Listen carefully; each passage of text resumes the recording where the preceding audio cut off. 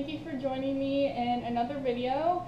And I am dressed up today because in about 40 minutes I am off to a job interview. So wish me luck with that. Hopefully it goes smoothly. But to jump into today's topic, am I religious? So I'm going to just kind of talk about some of my thoughts, my personal experience, as well as kind of thoughts of what I believe as far as spirituality goes. So let's just go ahead and get into it. So I did grow up in the church. I grew up the evangelical Protestant faith. I went to Sunday school every week. I went to church service. I went to the church services up until I was about 16 years old. So I did attend church regularly. I was never in youth group because I had too much social anxiety to actually be in it, but I did attend church with my parents every week. So it was about until maybe age 16 where I started kind of losing faith within the church. I became more of an agnostic. So I still believed in a higher power, but not necessarily that it was a Christian belief. So I just kind of didn't know what I believed totally, but I was more so considered agnostic. Then after that, I had a little bit of interest in the pagan religion. So I experimented with using pendulums and talking to my spirit guides and spirit writing and using tarot cards and things like that. So I got involved in that, and I'm still involved in that a little bit now as well. So that's kind of something that's been consistent. Now, as of right now, as far as what religion I identify with, is right now I consider myself non-religious. I don't consider myself an atheist. I don't consider myself agnostic.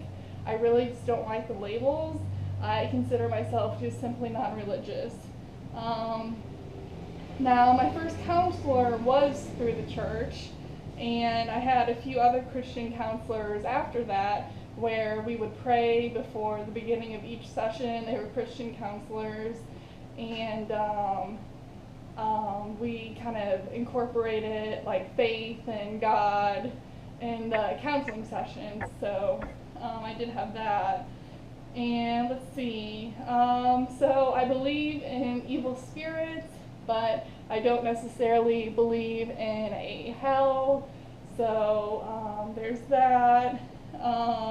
My hallucinations and delusions, oddly enough, always have to do with demons. I think part of the reason why that may be is because my boyfriend in high school was a Satanist, and he would pretend to be possessed by demons. So he kind of instilled it in my mind. He instilled in my mind to believe in that sort of thing. So I think that's where that came from. And let's see. So I really do have an interest in all religions though, whether it's Buddhist, Hindu, Catholicism, Taoism. I took a world's religions class last year where I learned a lot about all the different religions, and I found that very interesting. My house decor around me, you can't really see it from here. You can kind of see the tapestry in the background, which is a Chinese tapestry. But I actually have Hindu and Buddhist statues and sorts of different things hanging around me. So I have respect for that religion, and I think that it has a beautiful aesthetic, and I like decorating my home in it. I do respect everyone's choice of religion. So whether you are a devout Christian or devout Catholic or devout Lutheran, or even if you are a different religion, like if you're Hindu or if you're a Buddhist, then I completely respect that.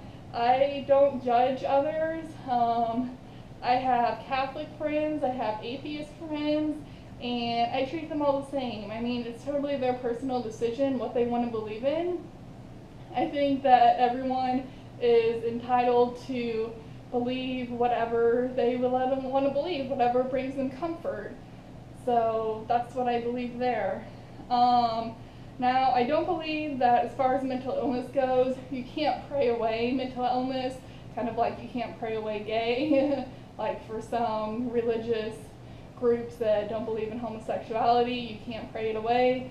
Same thing goes with mental illness. You can't pray away mental illness. So hopefully no one watching this believes that you can, because you cannot. It's just not something that you can do.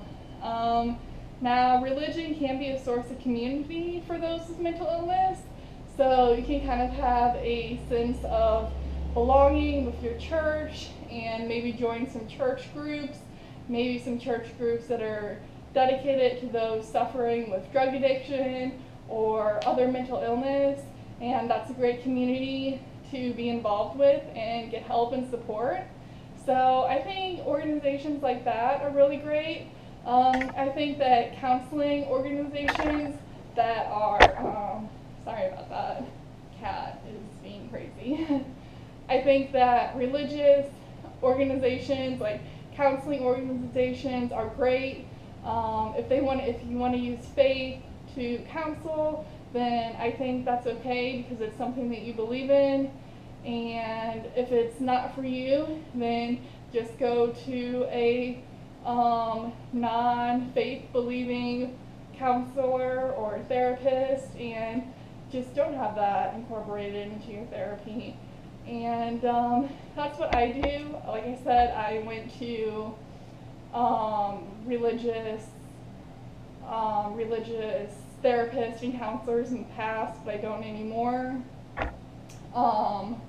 But yeah, so that's pretty much what I have to say as far as religion goes. I really don't have a whole lot to say on it, but I'm just kind of non-religious myself. But if you are religious, then more power to you, and I think that's great. I think if it works for you, then that's fantastic. It's just something that I haven't found really works for me, so that may change in the future, who knows.